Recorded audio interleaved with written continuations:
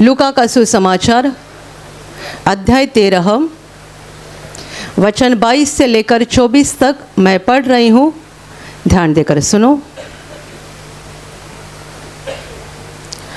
वह नगर नगर और गांव गांव होकर उपदेश करता हुआ यरूशलेम की ओर जा रहा था, तो किसी ने उससे पूछा, हे प्रभु, क्या उद्धार पाने वाले थोड़े हैं?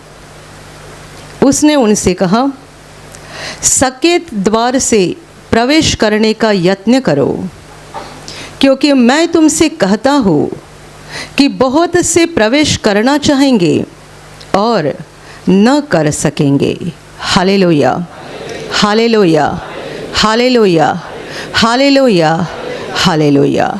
मेरे प्यारे भाइयों और बहनों, जब प्रभु यीशु मसीह इंसान के रूप में 2000 वर्ष पहले इस धरती पर इस्राएल देश में था, तब वो गांव गांव जाकर, नगर नगर जाकर परमेश्वर के वचनों का, परमेश्वर के राज्य का, सुसमाचार का प्रचार कर रहा था। यहाँ पर लिखा गया है कि वो गांव गांव और नगर नगर होकर उपदेश करते हुए यरूशलेम की ओर जा रहा था। यरूशलेम ऐसी जगह, वहाँ पर प्रभु का उद्देश्य पूरा होने वाला था। यरूशलेम ऐसा शहर जहाँ यीशु क्रूस पर बलिदान होने जा रहा था, और इसीलिए लिखा गया है कि वो गांव गांव, नगर नगर से होकर लोगों को उपदेश करते हुए यरूशलेम की ओर आगे बढ़ रहा था, क्योंकि यरूशलेम में ही उसे अपने बलिदान को करना था मानवता की मुक्ति के लिए। Hallelujah, hallelujah. और जब वो ऐसे जा रहा था, तब उसके साथ लोग भी तो रहते थे।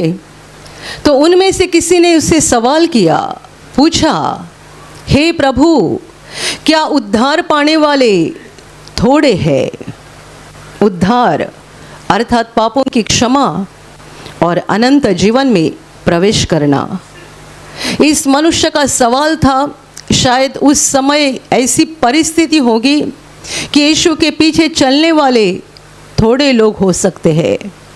वैसे तो प्रभु के पीछे हमेशा बहुत लोगों की भीड़ रहती थी, लेकिन ये भीड़ क्यों रहती थी बताओ?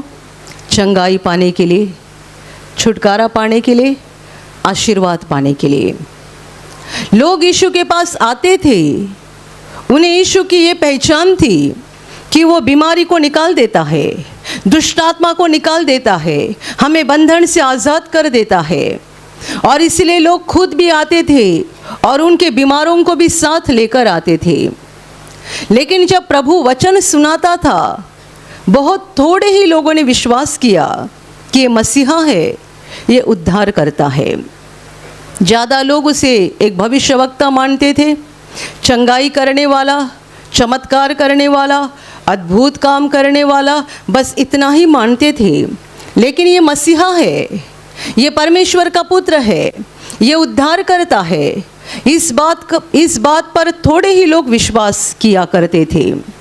और जब ये मनुष्य ने सवाल पूछा, शायद हो सकता है कि उस समय प्रभु के पीछे बहुत बड़ी भीड़ नहीं होगी और उसे भी अचंभा लगा होगा, तो उसने सवाल किया, हे प्रभु, क्या उद्धार पाने वाले थोड़े हैं?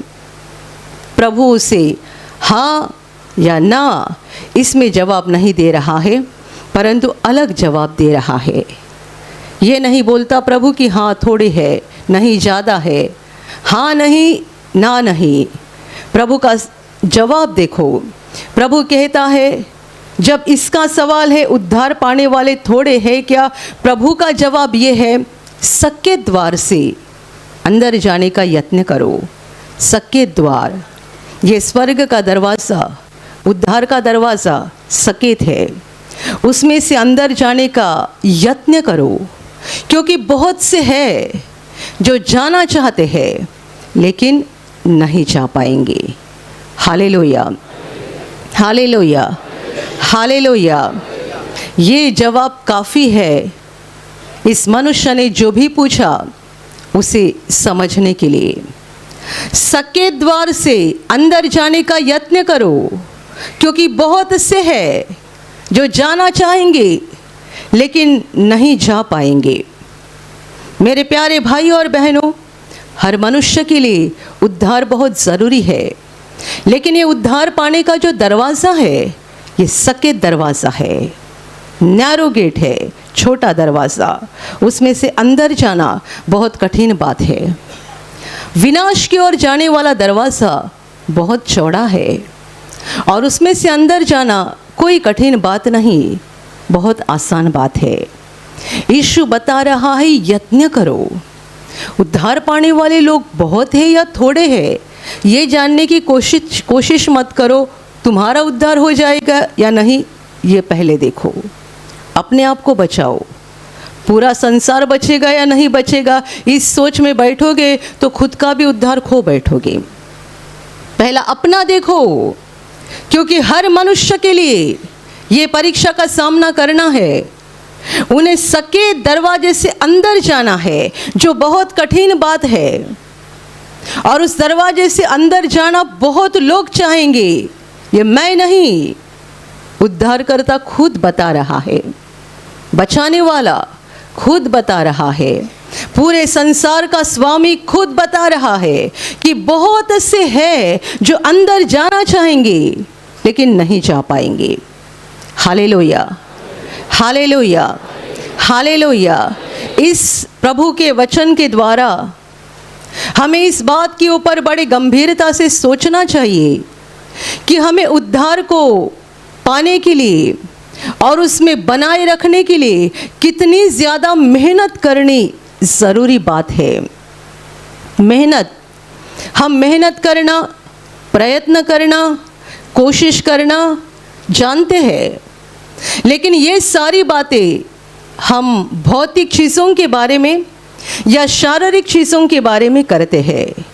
आप में से कोई कहेगा मैं बहुत मेहनत करता हूँ, भोर को 3 बजे उठता हूँ और सब्ज़ी खरीदने जाता हूँ, भोर को 3 बजे उठता हूँ, सब्ज़ी खरीदने जाता हूँ, मुझे पूरे 24 घंटे में 2 या 3 घंटा ही नींद मिलती है।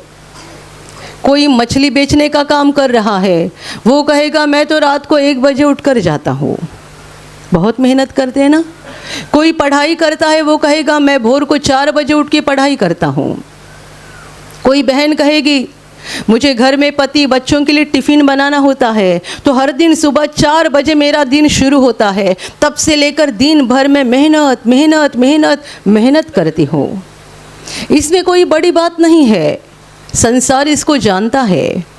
अपने काम धंधे के लिए, अपने परिवार को चलाने के लिए, अपना पेट भरने के लिए मेहनत कैसी करनी होती है सब जानते हैं। कोई मनुष्य बहुत आलसी होता है, आलसी, उसे भी उसका पेट आलस छोड़ने को मजबूर कर देता है, कितना भी क्यों ना आलसी हो। लेकिन जब ऐसा समय आता है, ऐसी नौबत आती है कि घर में कुछ नहीं है और पेट में भूख लगी है, तब उसको उठना ही पड़ता है, हाथ पांव चलाना ही पड़ता है और परिश्रम से कुछ तो कमाना ही पड़ता है। Hallelujah, hallelujah.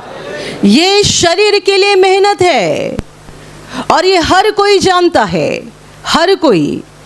कोई पागल ही ऐसा हो सकता है जो इतना आलसी है कि भूख की वजह से एक जगह पड़े पड़े मर जाएगा। इसको हम मूर्ख बोल सकते हैं, पागल बोल सकते हैं, इसका दिमाग काम नहीं करता है, इसके लिए पड़े पड़े मर गया। इतना आलसी है कि इसको हाथ पैर चलाकर मेहनत करके रोटी कमाना भी नहीं मालूम है।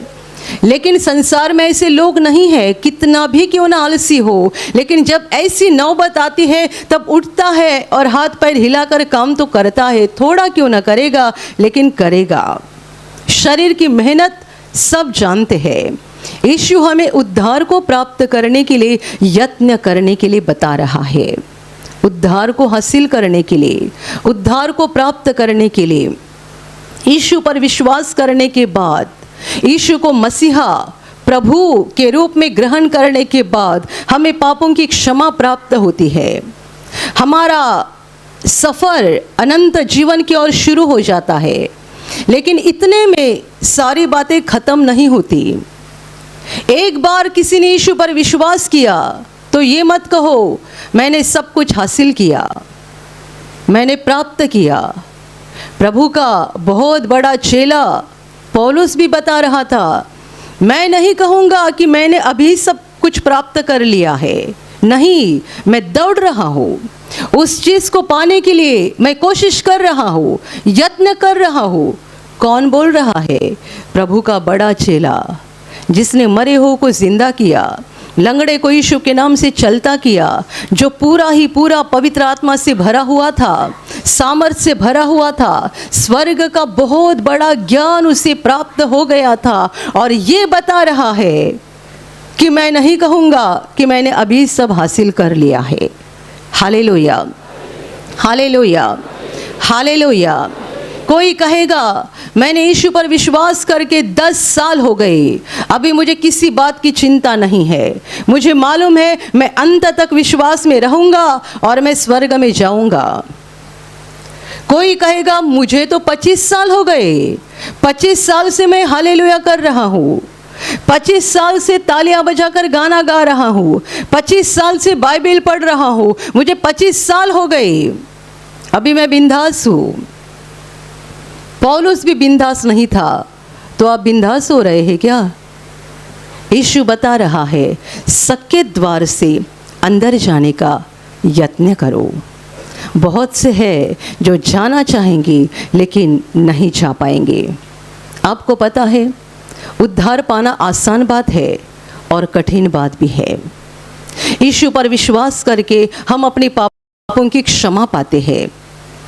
हमें पापों की क्षमा पाने के लिए अपना खून नहीं बहाना पड़ता है, हमारा लहू बहाकर हम अपने पापों की क्षमा को नहीं पाते हैं, परंतु यीशु पर विश्वास करके कि यीशु ने मेरे लिए लहू बहाया है और उसका पवित्र लहू मुझे पापों से शुद्ध करने में समर्थ है। इस सच्चाई पर विश्वास करके बड़ी आसानी से हम अपने पापों की क्षमा पाते हैं।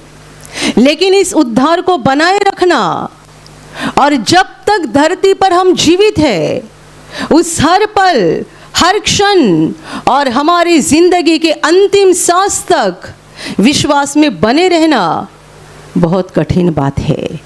Hallelujah, hallelujah, hallelujah. क्यों कठिन बात है? क्योंकि हम संसार के अंधकार में रह रहे हैं, जहाँ पर अंधकार की बड़ी ताकत हमें परमेश्वर से अलग करने के लिए दिन रात कोशिश करती है। दिन रात आपको वचन सुनते समय नींद आएगी, सिनेमा देखते समय नींद नहीं आएगी, बाइबल पढ़ते समय नींद आएगी, मोबाइल पे गेम चलाते समय नींद नहीं आएगी। शारीरिक मेहनत करना आसान बात है, आत्मिक मेहनत करना कठिन बात है। और इसलिए यीशु ने यत्न करो ऐसा शब्द इस्तेमाल किया है, यत्न। आप यहाँ दिन भर प्रार्थना में बैठे रहोगे, हालेलुया बोलोगे, तालियां बजाओगे, गाना गाओगे, बहुत अच्छा लगेगा। आप घर पे जाओगे और घर पे जाने के बाद पता चलेगा कि घर में कुछ तो बुरी घटना घट गई है। जब आप सुनोगे तुरंत आपका विश्वास हिल जाएगा। या तो ऐसा हो जाएगा कि किसी ने आपके साथ ऐसा कुछ काम किया है कि आपको बड़ा गुस्सा आएगा, बहुत गुस्सा। आपने यहाँ शांति से प्रार्थना में भाग लिया, आप यहाँ खुशी खुशी घर लौट, यहाँ से खुशी खुशी घर लौट गए, और घर जाने के बाद जब आप वहाँ का माहौल देखोगे आपको बहुत ज़्यादा गुस्सा आ जाएगा। यत्न करो सक्के द्वार से अंदर जाने का। ये इतनी आसान बात नहीं है कि हमने एक बार बोला, हे प्रभु मैं विश्वास करता हूँ तू मेरा प्रभु है, तू मेरा मुक्तिदाता है, तू मेरा उद्धारदाता है, मैं पापी हूँ, मुझे क्षमा कर और मुझे तेरा पवित्र आत्मा दे। एक बार बोल दिया तो जिंदगी भर ये प्रार्थना काम करते जाएगी, हमें कुछ मेहनत नहीं करनी है, ऐसा नहीं है। इस प्रार्थना के द्वारा हमारी आत्मा बच जाएगी, लेकिन इसको बनाए रखने के लिए हमें मेहनत करना ज़रूरी बात है। Hallelujah, hallelujah, hallelujah, hallelujah. जब आप प्रार्थना के लिए आने को निकलते हैं, आपके सामने कोई दूसरा काम आकर खड़ा हो जाता है। आप सोचते अगले रविवार जाऊंगा, आप घर में सोचे हैं आज शाम 8 बजे प्रार्थना करूंगा। आप 8 बजे प्रार्थना करने के लिए बैठते हैं, उतने में मेहमान आपके घर में आ जाते हैं और आप उनसे बात करना शुरू कर देते हैं। बातें बढ़ती जाती है। फिर आप खाना खाते हैं और फिर बोलते अभी थक चुका हूँ, कल करूँगा, कल 8 बजे। आज 8 बजे होने वाली थी, लेकिन उसी समय घर में मेहमान आ गया, अभी कल 8 बजे। कल 8 बजेगा तब और कुछ सामने खड़ा हो जाएगा, परसों और 8 बजेगा और कुछ खड़ा हो जाएगा। यीशु कहता है यत्न करो। क्यों यत्न करो? वो अंधकार का राजा दिन रात कोशिश कर रहा है कि हम परमेश्वर से अलग हो जाए। उसे इस बात का डर है, परमेश्वर के सामने आकर मत बैठो, उसकी ओर मत देखो, उसका भजन मत गाओ, उसकी स्तुति मत करो, उसके वचनों को मत पढ़ो। वो कहता है मैं इससे डरता हूँ। यदि तुम ये सब करोगे तो परमेश्वर से जुड़ जाओगे और मेरे हाथ से छूट जाओगे, तो ये सब मत करो। इसीलिए हमें उद्धार को बनाए रखने के लिए मेहनत करनी जरूरी बात है। Hallelujah, hallelujah. 10 साल भी विश्वास में चलते हुए लोग विश्वास से दूर हो जाते हैं। 25 साल विश्वास में चलते हुए भी बाद में विश्वास से दूर हो जाते हैं।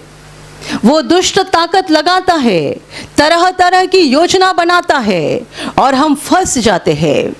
मेरे प्यारे भाइयों और बहनों, इसलिए यीशु बता रहा है सक्के द्वार से अंदर जाने का यत्न करो, प्रयास करो।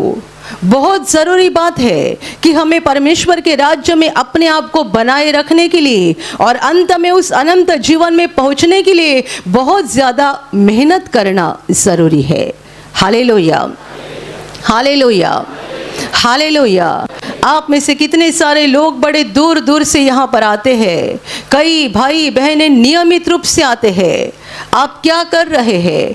आप यत्न कर रहे हैं, कोशिश कर रहे हैं। किस बात के लिए? सक्के द्वार से अंदर जाने के लिए। आप घर में बाइबल लेकर बैठे हैं और आपकी आंखें भारी हो गई, नींद आ रही है, तो आप उठते हैं, आंखों को पानी लगाते हैं, दोबारा बाइबल लेते हैं, पढ़ते रहते हैं। मतलब आप क्या कर रहे हैं? आप यत्न कर रहे हैं स्वर्ग के राज्य में अंदर जाने के लिए। आपको थकान आ गई है और शरीर बोल रहा है अब सो जा। परमेश्वर को पता है तेरी दुर्बलता, सो जा। परमेश्वर को पता है तेरी कमजोरी, सो जा, वो गुस्सा नहीं करेगा। तो भी आप कहते नहीं नहीं, मुझे प्रभु के सामने बैठना है, मेरा शरीर थका हुआ है तो भी मैं बैठूंगा। मैं दिन भर की सारी बातों के लिए प्रभु का धन्यवाद करूंगा।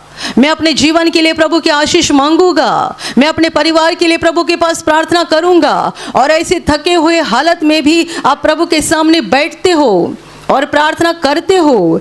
इसका मतलब आप यत्न कर रहे हैं सक्के दरवाजे से अंदर जाने का। Hallelujah, hallelujah, hallelujah, hallelujah. ये हमें करना ही चाहिए। प्रभु यीशु के पीछे हजारों की संख्या में भीड़ जाती थी, हजारों की संख्या में। अंत में बचे कितने? उसके जो 12 चेले थे, 12 में से भी एक छोड़कर चला गया, क्योंकि बाइबल कहती है वो चोर था। यानी अपनी पुरानी जिंदगी में वो चोर था। यीशु पर विश्वास करने के बाद, और एक केवल साधारण विश्वासी नहीं, परंतु वो प्रभु के 12 चेलों में से चुना हुआ चेला था, तो भी उसने अपनी पुरानी आदत को छोड़ा नहीं। कितने सारे ऐसे हैं जो कहते हैं पाप करने का, क्षमा मांगने का, पाप करने का, क्षमा मांगने का। प्रभु दया का सागर है, वो हमें क्षमा देता है। भाई और बहनों, ये आपकी बात ज़्यादा समय चलेगी नहीं।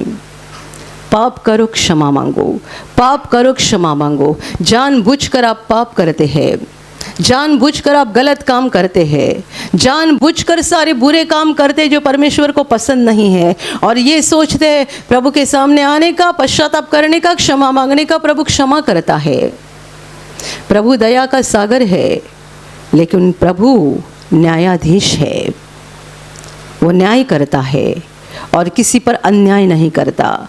यदि आपने किसी का लूटा है या किसी का नुकसान किया है या किसी को बर्बाद किया है या किसी को फंसाया है, आपने दूसरों के खिलाफ जो भी बुरा काम किया है, प्रभु उससे भी प्रेम करता है ना, तो आपका इंसाफ उसको करना ही पड़ेगा। बार बार आपकी ये बात आगे नहीं बढ़ती जाएगी कि पाप करो क्षमा मांगो, पाप करो क्षमा मांगो। हर सप्ताह जब आप यहाँ पर प्रार्थना में आते हैं, ये सेशन हमेशा होता है, अपने पापों को कबूल करो, पश्चाताप करो, क्षमा मांगो। लेकिन ये सेशन हर सप्ताह होता है, हमें हर दिन भी करना है, लेकिन इसके लिए करना है कि हमने पाप को टालने की पूरी कोशिश की, तो भी हम कम गिर गए और हमसे पाप हो गया। इसीलिए हम पश्चाताप करना है और क्षमा मांगनी है। लेकिन जानबूझकर, मालूम है प्रभु को ये पसंद नहीं है, तो भी ये सोचकर कि प्रभु क्षमा करेगा, प्रभु क्षमा करेगा, ये हमारा काम चलते रहे क्योंकि प्रभु क्षमा करेगा, ऐसे आप पाप कर रहे हैं तो आप परमेश्वर को नहीं परंतु अपने आप को फंसा रहे हैं। Hallelujah, hallelujah, hallelujah. प्रार्थना में आने वाले एक व्यक्ति जिन्होंने नया घर बनाया था और मीटर नहीं मिल रहा था, चोरी की लाइट ले रहे थे। उनको कई बार ब्रदर ने कहा ये बंद करो, आप नियमित रूप से प्रार्थना में आते हैं, ये अच्छी बात नहीं है। ये भाई का जवाब था, मैं चोरी की लाइट जरूर लेता हूँ लेकिन हर दिन प्रभु से माफ़ी मांगता हूँ। बताओ, ये प्रभु को फंसा रहे हैं या अपने आप को फंसा रहे हैं?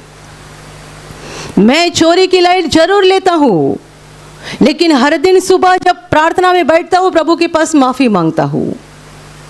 मेरे प्यारे भाई और बहनों, ये बात ज़्यादा समय तक चलती नहीं। हम जानबूझकर कई बातें करते हैं। ऐसे कई भाई या बहनें होंगे, आप अपने ऑफिस में रिश्वत लेने का काम करते हैं, बिना रिश्वत लिए आपका दिन गुजरता नहीं है। और आप कहोगे हम रिश्वत तो लेते हैं लेकिन रविवार को यहाँ प्रार्थना में आते 1000 रुपया दान भी दिया करते हैं। आपका 1000 रुपया वापस लेकर जाओ, क्योंकि प्रभु ऐसा चोरी का पैसा कभी पसंद नहीं करता और उस पर कभी आशीर्वाद नहीं देता। Hallelujah, hallelujah. हमेशा जब यहाँ प्रार्थना होती है तब अंत में कुछ आज्ञाएं मैं देती हूँ। उसमें एक आज्ञा ऐसी रहती है, जिनका धंधा है उस पर प्रभु की आशीष आ जाए। तो बताओ, शराब का धंधा होगा उस पर भी प्रभु आशीष देगा? जिनका धंधा है उस पर, उस धंधे के ऊपर प्रभु की आशीष आ जाए। ऐसा जब मैं बोलती हूँ तब क्या कोई बुरा धंधा चलाने वाले यहाँ पर है, गलत धंधा करने वाले, उनका भी धंधा प्रभु आशीषित करेगा? कैसा करेगा? इसलिए तो हम उसको जीवित खुदा बोलते हैं। वो जिंदा प्रभु है, वो सारी बातें सोच समझ कर करता है। जैसा कि प्रभु ने अपने चेलों को कहा था, तुम किसी घर में प्रवेश करोगे तब ये कहो इस घर में शांति आ जाए। मराठी में शांति लिखा है, हिंदी में क्या लिखा है? कल्याण हो जाए। इस घर में कल्याण आ जाए या कल्याण हो जाए लिखा है। यीशु कहता है, यदि वो घर इस योग्य होगा तो तुम्हारा कल्याण उन तक पहुंच जाएगा, यदि योग्य नहीं होगा तो तुम्हारा कल्याण तुम्हारे पास वापस आ जाएगा। वो जिंदा परमेश्वर है। मैं कहती हूँ तुम्हारे धंधे के ऊपर आशीष आ जाए तो कोई शराब बेचने वाला खुश ना हो जाए, मेरा धंधा बढ़ जाएगा। नहीं, वो जिंदा परमेश्वर है। किसको क्या आशीर्वाद देना है और कैसा देना है वो अच्छे से जानता है। इसीलिए मैंने कहा, किसी को लूट कर या रिश्वत लेकर आप यहाँ दान मत दिया करो। उस दान के द्वारा आपको कोई आशीर्वाद नहीं मिलेगा। आपने जो मेहनत से कमाया है ना, उसका दान करो, प्रभु आपको बहुत आयत से आशीष देगा। Hallelujah, hallelujah, hallelujah. विधवा औरत ने दान पात्र में 2 सिक्के डाले थे, 2 सिक्के। प्रभु ने उसकी प्रशंसा की। अमीर लोग आकर बड़ी बड़ी रकम डाल रहे थे, बड़ी बड़ी रकम। विधवा ने 2 सिक्के डाले। प्रभु ने उन अमीरों की प्रशंसा नहीं की, परंतु ये विधवा की प्रशंसा की। इसके कमाई के, मेहनत के पैसे थे जो उसने प्रभु के मंदिर में आकर दान कर दिए, और परमेश्वर इससे प्रसन्न हो गया। Hallelujah, hallelujah, hallelujah. मेरे प्यारे भाइयों और बहनों, परमेश्वर का वचन हमें साफ बताता है, फंसो मत। परमेश्वर ठट्टों में उड़ाया नहीं जाता है। कोई परमेश्वर की ठट्टा नहीं कर सकता है। आजकल YouTube पर जो वीडियो वायरल हो रहे हैं, आपने देखा होगा, अमेरिका की जो भयानक हालत थी, वो हालत है, उसका कारण क्या है? परमेश्वर ठट्टों में उड़ाया गया था, और दूसरे ही दिन अमेरिका में आग लग गई जो आज तक बुझी नहीं जा रही है। मैंने गए रविवार भी आपको बताया था, अमेरिका एक मसीही देश है, लेकिन आपका नाम क्या है ये महत्वपूर्ण नहीं, आपका काम क्या है ये महत्वपूर्ण है। आप मसीही का लेबल लेके मत नहीं घूम सकते हैं, और उसके द्वारा परमेश्वर की आशीष आप नहीं पा सकते हैं। परमेश्वर आपके नाम के ऊपर का लेबल नहीं देखता है, आपका दिल देखता है, आपके जीवन को देखता है। और यदि आपका दिल और आपका जीवन परमेश्वर को प्रसन्न है, तो ही वो आपको बहुतायत से आशीष देता है। Hallelujah, hallelujah, hallelujah, hallelujah. मेरे प्यारे भाइयों और बहनों, अपने व्यक्तिगत जीवन को देखो। आपके जीवन में ऐसा क्या चल रहा है जिसके द्वारा आप अपने उद्धार को खो बैठोगे? आपके व्यक्तिगत जीवन में क्या चल रहा है? ये मत समझो मेरी औरत प्रार्थना में जा रही है, मैं बच जाऊंगा। मेरा पति प्रार्थना में जा रहा है, मैं बच जाऊंगी। हमारे माँ बाप हालेलुया कर रहे हैं तो हम बच जाएंगे। नहीं, नहीं, नहीं। हमेशा ध्यान में रखना, कोई मनुष्य आपको बचा नहीं सकता है। आज हम आपको एक गवाही दिखाने वाले हैं। ये भाई मैंने देखा यहाँ पर बैठे हुए हैं। इन्होंने कहा है गवाही में, उनको भी बहुत सालों से ऐसा ही लगता था, औरत प्रार्थना में जाती है ना, काफ़ी है। लेकिन उन्होंने अनुभव किया, नहीं, औरत प्रार्थना में जाती है इतना काफ़ी नहीं है। हम सबों को परमेश्वर के सामने आना ज़रूरी बात है। Hallelujah, hallelujah, hallelujah. इसकी एक सुंदर कहानी बताई जाती है। एक परिवार था, मसीही परिवार। उस परिवार का जो मुख्य सदस्य था वो कभी चर्च में नहीं जाता था। उनकी औरत बार बार उनके पीछे पड़ी रहती थी, सप्ताह में 1 बार तो चर्च में आया करो। और ये भाई का जवाब था, बचपन में मेरा बपतिस्मा हुआ है, मैं तो एक मसीही व्यक्ति हूँ, तो मुझे चर्च में जाने की क्या ज़रूरत है, मैं यूं ही स्वर्ग में पहुँच जाऊँगा। मेरा बपतिस्मा हो गया है, मैं एक मसीही व्यक्ति हूँ, तो चर्च में जाऊँ या ना जाऊँ, लेकिन मैं तो स्वर्ग में पहुँच ही जाऊँगा। तो औरत सुनकर थक गई। एक दिन ये भाई घर में खाना खाने बैठे थे, बहुत अच्छी मछली घर में लाई थी, और जैसे वो खाना खाने के लिए बैठे, उनको बहुत ज़्यादा बदबू आ गई। उसने थूक कर सारा खाना मुंह से फेंक दिया, और औरत को पूछ रहा है, मछली को बदबू क्यों आ रही है, धोई नहीं क्या? औरत बोलती है, मछली तो पानी ही में रहती है, धोने की ज़रूरत क्या है। मतलब उसने ऐसा सबक सिखाया, बाजार से मछली खरीदी और वैसे ही बना डाली।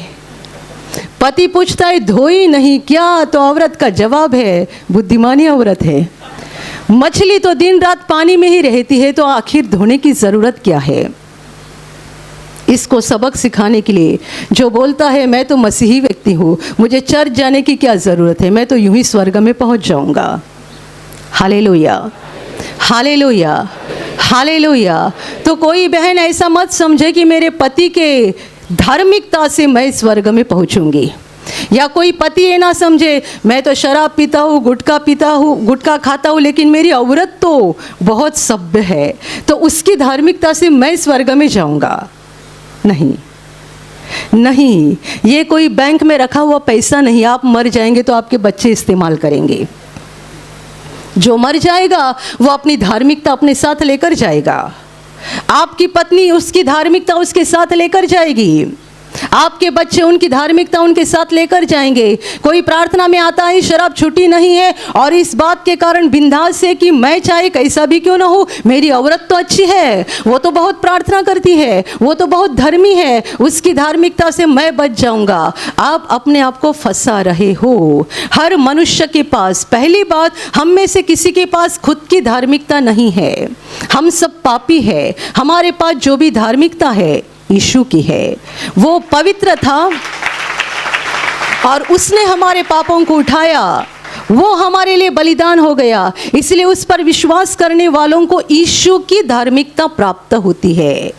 हमारे पास शुद्ध कपड़े नहीं है। हमारी आत्मा को जो शुभ्र कपड़े, श्वेत कपड़े पहनाए जाते हैं वो हमारे नहीं है, यीशु के हैं। तो सबसे पहली बात ये समझ लो कि हम में से किसी के पास भी धार्मिकता नहीं है। हमारे पास जो धार्मिकता है वो यीशु की है। और दूसरी बात, हम दूसरों की धार्मिकता के द्वारा बच नहीं सकते हैं। इसलिए मैं आपको हमेशा कहती हूँ, आपके प्रिय लोग जो यीशु पर विश्वास नहीं करते हैं या परमेश्वर के मार्ग से नहीं चलते हैं, उनके लिए प्रार्थना करो, घुटने पे आओ, रो, ताकि वे भी प्रभु की ओर मुड़े। ऐसा मत समझो मैं विश्वास करता हूँ, मैं विश्वास करती हूँ तो सबका भला हो जाएगा। भला तो ये हो जाएगा कि उन्हें चंगाई मिलेगी, नौकरी मिलेगी, माँ की प्रार्थना से बेटे की शादी हो जाएगी, माँ की प्रार्थना से बेटे को नौकरी मिलेगी, पिता की प्रार्थना से घर मिलेगा, आपकी प्रार्थना से सांसारिक आशीष मिलेंगे। लेकिन उद्धार पाने के लिए हर एक को परमेश्वर के सामने झुकना है, हर एक को अपने गर्दन को झुकाना है, अपने पापों को मानना है, मसीह को ग्रहण करना है और इस सकेत फाटक से, सकेत दरवाजे से अंदर जाने का अंत तक यत्न करना है। मैंने कहा अंत तक, ध्यान में रखना, अंत तक।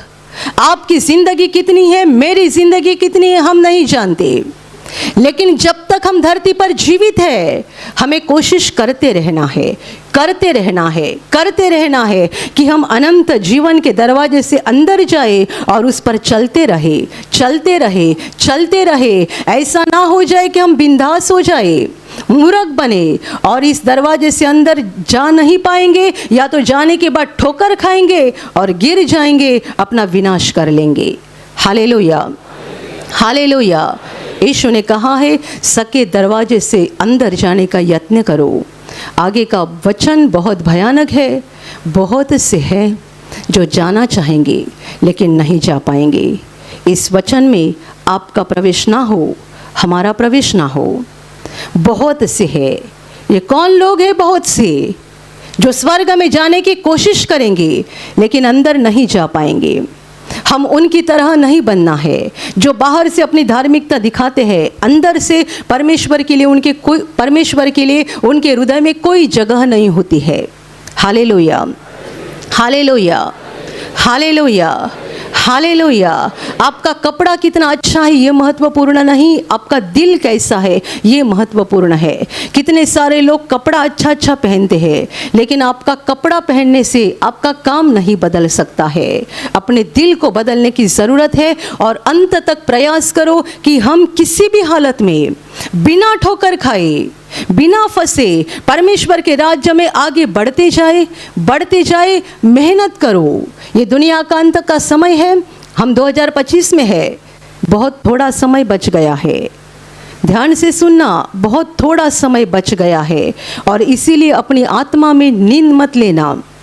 जागते रहो, बहुत प्रार्थना करो, बाइबिल पढ़ो, वचन को सुनते रहो, परमेश्वर की ओर अपने मन को लगाकर रखो, परमेश्वर के कामों की ओर मन को लगाकर रखो, प्रयत्न करो। आपका शरीर आपको साथ नहीं देगा, आपका शरीर आपको साथ नहीं देगा।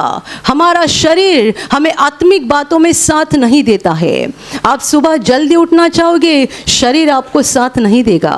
आप घुटने पे होकर आधा घंटा प्रार्थना करना चाहोगे, शरीर आपका साथ नहीं देगा। आप उपवास करना चाहोगे, शरीर आपका साथ नहीं देगा। हमारा शरीर ऐसा है जो आत्मिक बातों में हमें साथ नहीं देता है। इसलिए तो यीशु ने कहा है यत्न करो। Hallelujah, hallelujah.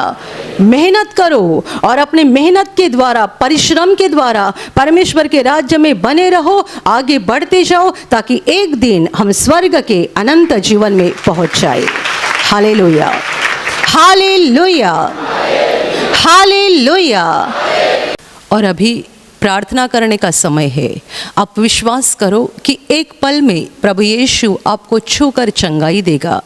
एक पल में वो आपके जीवन का दुख निकाल देगा और आपके आंसुओं को खुशी में बदल देगा, क्योंकि उसके लिए असंभव कुछ नहीं है, अनहोनी बात एक भी नहीं है।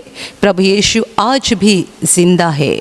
2000 वर्ष पहले वो शरीर रूप में धरती पर था, आज शरीर रूप में नहीं बल्कि आत्मा के रूप में है। और दुनिया के कोने कोने में जहाँ जहाँ लोग विश्वास के साथ उसको पुकारते हैं, उसके पास प्रार्थना करते हैं, उन सबों की पुकार को प्रभु सुनता है, उन्हें चंगा करता है, उनके आंसुओं को पोंछ देता है और उनके जीवन को खुशी से भर देता है। आप भी इसी विश्वास के साथ आपके बीमार भाग पर हाथ रखो, और यदि वहाँ हाथ नहीं रख सकते हैं तो अपने सीने पर हाथ रखो। प्रभु यीशु के नाम से इसी क्षण आपके शरीर की सारी बीमारियां निकल जाए। यीशु के नाम से आपके जीवन का सारा दुख निकल जाए। शैतान का हर एक काम आपके जीवन से और आपके परिवार से पूरी तरह से नष्ट हो जाए। यीशु के नाम से, प्रभु यीशु के नाम से शैतान का सारा काम आपके जीवन से नष्ट हो जाए। सारी दुष्ट आत्माओं को प्रभु यीशु के नाम से मैं आज्ञा दे रही हूँ, इसी क्षण इन्हें छोड़कर निकल जाओ और वापस उनमें नहीं आना। इसी क्षण प्रभु का महान सामर्थ आपके ऊपर आ जाए। प्रभु का महान सामर्थ आपके ऊपर आ जाए। प्रभु का महान सामर्थ आपके ऊपर आ जाए। इसी घड़ी पवित्र आत्मा की खुशी आपके दिल में आ जाए, पवित्र आत्मा की शांति आपके दिल में आ जाए और आपका जीवन स्वर्ग की रोशनी से भर जाए।